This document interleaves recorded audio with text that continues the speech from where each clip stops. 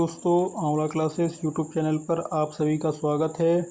आशा करते हैं आप सभी स्वस्थ होंगे, मस्त होंगे और अपनी पढ़ाई को अच्छे से कर रहे होंगे।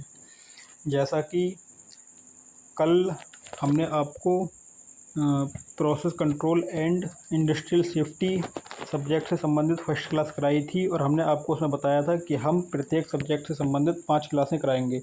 जैसा कि ये केमिकल इंजीनियरिंग पॉलिटेक्निक के सेमेस्टर 5th का एक सब्जेक्ट है, process control and industrial safety. इसकी आज सेकंड क्लास है ये, और इसके बाद आपको 3 क्लासें और मिलेंगी। तो आइए आज की क्लास को हम स्टार्ट करते हैं, जिसमें फर्स्ट टॉपिक आपको दिया गया है BOD, COD और TDS पैरामीटर। जैसा कि आपने ये पिछले सेमेस्टर में ही पढ़े होंगे CRE सब्जेक्ट में। तो आइए आगे इनके बारे में जानते हैं। जल प्रदूषण के मूल्यांकन में BOD, COD, TDS 3 महत्वपूर्ण पैरामीटर हैं जो जल की गुणवत्ता का आकलन करने में मदद करते हैं। आइए तो BOD के बारे में जानते हैं। BOD biochemical oxygen demand. BOD full form क्या होती है? Biochemical oxygen demand.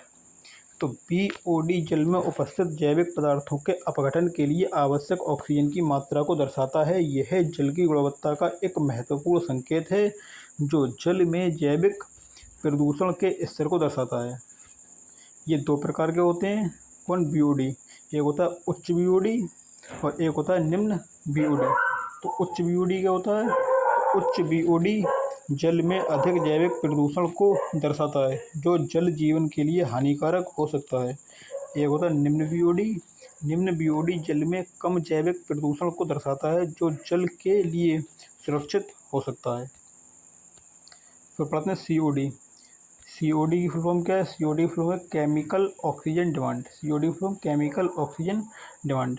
तो COD जल में उपस्थित जैविक और अजैविक पदार्थों के ऑक्सीकरण के लिए आवश्यक ऑक्सीजन की मात्रा को दर्शाता है। यह जल की गुणवत्ता का एक महत्वपूर्ण संकेत है। क्या संकेत? मतलब प्रतीक है जो जल में प्रदूषण के स्तर को दर्शाता है। उच्च BOD। COD भी 2 प्रकार के होते हैं, उच्च COD और एक निम्न COD। तो उच्च COD क्या है? उच्च COD जल में अधिक प्रदूषण को दर्शाता है जो जल जीवन के लिए हानिकारक हो सकता है। निम्न BOD, निम्न COD। निम्न COD जल में कम प्रदूषण को दर्शाता है जो जल जीवन के लिए सुरक्षित हो सकता है। फिर पढ़ते हैं TDS के बारे में। TDS की फुल फॉर्म होती है टोटल डिसॉल्व्ड सॉलिड्स। TDS की full form total dissolved solids. TDS जल में घुले हुए ठोस पदार्थों की मात्रा को दर्शाता है। यह जल की गुणवत्ता का एक महत्वपूर्ण संकेत है। उच्च TDS। TDS भी 2 प्रकार के हैं, एक उच्च TDS और एक है निम्न TDS। तो उच्च TDS के बारे में जानते हैं।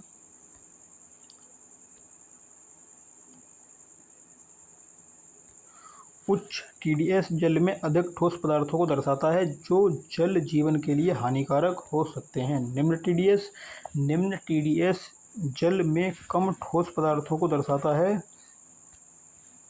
जल में कम ठोस पदार्थों को दर्शाता है जो जल जीवन के लिए सुरक्षित हो सकता है।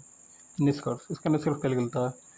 तो निष्कर्ष BOD bio chemical oxygen demand, COD chemical oxygen demand, TDS total dissolved solids जल प्रदूषण के महत्वपूर्ण पैरामीटर हैं जो जल की गुणवत्ता का आकलन करने में मदद करते हैं। इन पैरामीटर्स के मूल्यों को जानने से जल प्रदूषण के स्तर का आकलन किया जा सकता है और जल जीवन की सुरक्षा के लिए आवश्यक कदम उठाए जा सकते हैं। अगला टॉपिक है औद्योगिक अपशिष्ट जल उपचार के विभिन्न तरीके क्या क्या हैं, उनके बारे में जानते हैं। औद्योगिक अपशिष्ट जल उपचार एक महत्वपूर्ण प्रक्रिया है जो जल प्रदूषण को कम करने और जल संसाधनों की सुरक्षा में मदद करती है। औद्योगिक अपशिष्ट जल में विभिन्न प्रकार के प्रदूषक होते हैं जैसे कि रसायन, भारी धातु और जैव पदार्थ जो जल जीवन के लिए हानिकारक हो सकते हैं। औद्योगिक अपशिष्ट जल उपचार के विभिन्न तरीके हैं जो इन प्रदूषकों को हटाने में मदद करते हैं। इसके भौतिक उपचार क्या क्या हैं? भौतिक उपचार हैं, रासायनिक उपचार हैं और एक है जैविक उपचार, एक उन्नत उपचार भी हैं। तो सबसे पहले बताते हैं भौतिक उपचार क्या क्या है। भौतिक उपचार विधियों में अपशिष्ट जल से ठोस पदार्थों और अन्य प्रदूषकों को हटाने के लिए भौतिक प्रक्रियाओं का उपयोग किया जाता है। कुछ आम भौतिक उपचार विधियों में शामिल हैं। Number 1, screening. अपशिष्ट जल से बड़े ठोस पदार्थों को हटाने के लिए स्क्रीनिंग का उपयोग किया जाता है। नंबर 2 पे है ग्रिट रिमूवल। अपशिष्ट जल से ग्रिट और अन्य भारी पदार्थों को हटाने के लिए ग्रिट चैम्बर का उपयोग किया जाता है। नंबर 3 पे है सेडिमेंटेशन। अपशिष्ट जल से ठोस पदार्थों को हटाने के लिए सेडिमेंटेशन टैंक का उपयोग किया जाता है। और इसके बाद आता है रासायनिक उपचार से क्या क्या हैं। तो रासायनिक उपचार विधियों में अपशिष्ट जल से प्रदूषकों को हटाने के लिए रसायनों का उपयोग किया जाता है। कुछ आम रासायनिक उपचार विधियों में शामिल हैं। नंबर 1 पे कोएगुलेशन। अपशिष्ट जल में कोएगुलेंट्स मिलाकर ठोस पदार्थों को हटाने के लिए कोएगुलेशन प्रक्रिया का उपयोग किया जाता है। नंबर 2 पे आएगा फ्लोक्यूलेशन। अपशिष्ट जल में फ्लोकुलेट्स मिलाकर ठोस पदार्थों को हटाने के लिए फ्लोकुलेशन प्रक्रिया का उपयोग किया जाता है। जैविक उपचार, इसका आता है जैविक उपचार।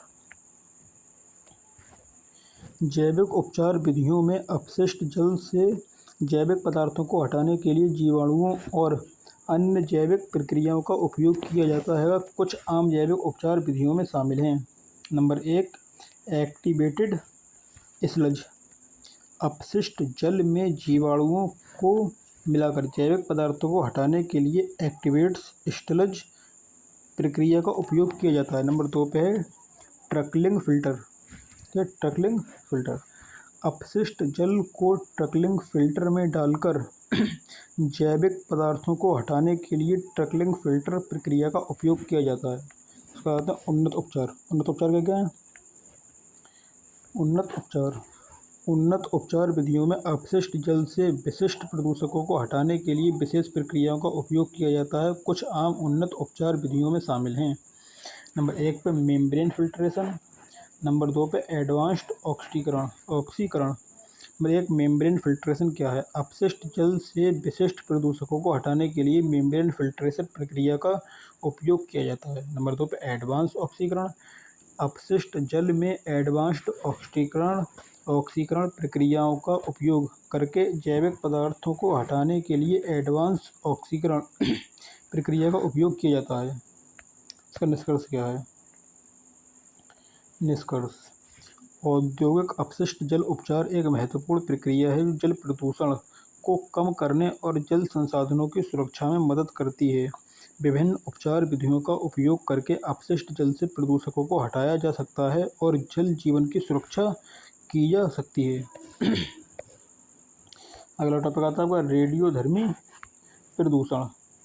रेडियोधर्मी प्रदूषण एक प्रकार का प्रदूषण है जो रेडियोधर्मी पदार्थों के कारण होता है। ये पदार्थ विकिरण का उत्सर्जन करते हैं जो जीवित प्राणियों के लिए हानिकारक हो सकता है। रेडियोधर्मी प्रदूषण के स्रोतों में परमाणु ऊर्जा संयंत्र, रेडियो पदार्थों का उपयोग करने वाले उद्योग और रेडियोधर्मी पदार्थों का अनुचित निपटान शामिल है। रेडियोधर्मी प्रदूषण के प्रभाव क्या क्या हैं? रेडियोधर्मी प्रदूषण के प्रभाव: रेडियोधर्मी प्रदूषण के प्रभाव मानव और जानवर दोनों पर पड़ सकते हैं। क्योंकि मानव और जानवर दोनों पर ही पड़ सकते हैं। कुछ प्रभाव निम्नलिखित हैं। नंबर 1 पर विकिरण बीमारी। क्या विकिरण बीमारी? रेडियोधर्मी प्रदूषण के कारण विकिरण बीमारी हो सकती है जो जीवित प्राणियों के लिए हानिकारक हो सकती है। Number 2, cancer. रेडियोधर्मी प्रदूषण के कारण कैंसर का खतरा बढ़ सकता है। नंबर 3, आनुवंशिक परिवर्तन। रेडियोधर्मी प्रदूषण के कारण आनुवंशिक परिवर्तन हो सकते हैं जो भविष्य की पीढ़ियों पर प्रभाव डाल सकते हैं। नंबर 4 पर आता है प्रजनन समस्याएं।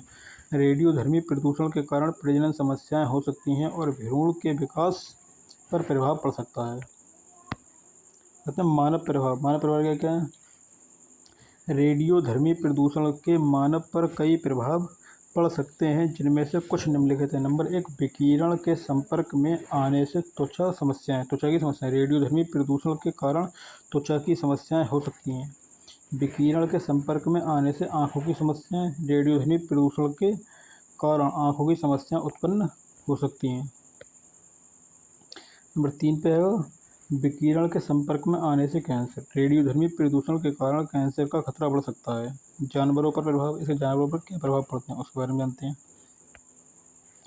जानवरों पर क्या प्रभाव पड़ते हैं रेडियोधर्मी प्रदूषण के? तो रेडियोधर्मी प्रदूषण के जानवरों पर कई प्रभाव पड़ सकते हैं, जिनमें से कुछ निम्नलिखित हैं। जिसमें नंबर 1 आता है विकिरण के संपर्क में आने से जानवरों की मृत्यु हो सकती है। रेडियोधर्मी प्रदूषण के कारण जानवरों की मृत्यु हो सकती है। नंबर 2 पे विकिरण के संपर्क में आने से जानवरों के प्रजनन पर प्रभाव। रेडियोधर्मी प्रदूषण के कारण जानवरों के प्रजनन पर प्रभाव पड़ सकता है। नंबर 3 पे विकिरण के संपर्क में आने से जानवरों के आनुवंशिक परिवर्तन। रेडियोधर्मी प्रदूषण के कारण जानवरों के आनुवंशिक परिवर्तन हो सकते हैं। फिर आता है निष्कर्ष। निष्कर्ष क्या है इसका? तो रेडियोधर्मी प्रदूषण एक गंभीर समस्या है जो मानव और जानवर दोनों पर प्रभाव डाल सकती है।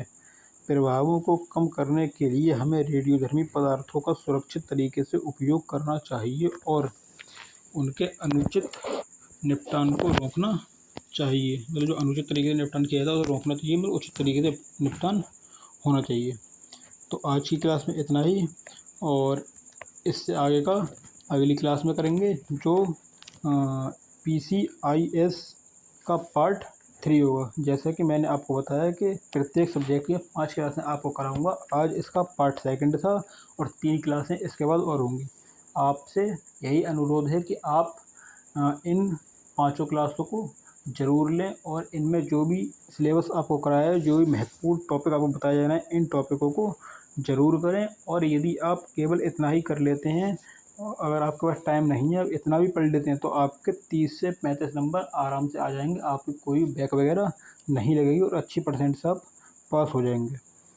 आप इसको अपने दोस्तों तक शेयर करें, और अगर आपको ये वीडियो पसंद आए तो वीडियो को लाइक करें और हमारे चैनल को सब्सक्राइब करें। यदि इसमें किसी प्रकार का कोई बदलाव करना है तो आप हमें उसके लिए कमेंट सेक्शन में बता सकते हैं, तो हम उस चीज़ को बदलने के बारे में मतलब प्रयास करेंगे।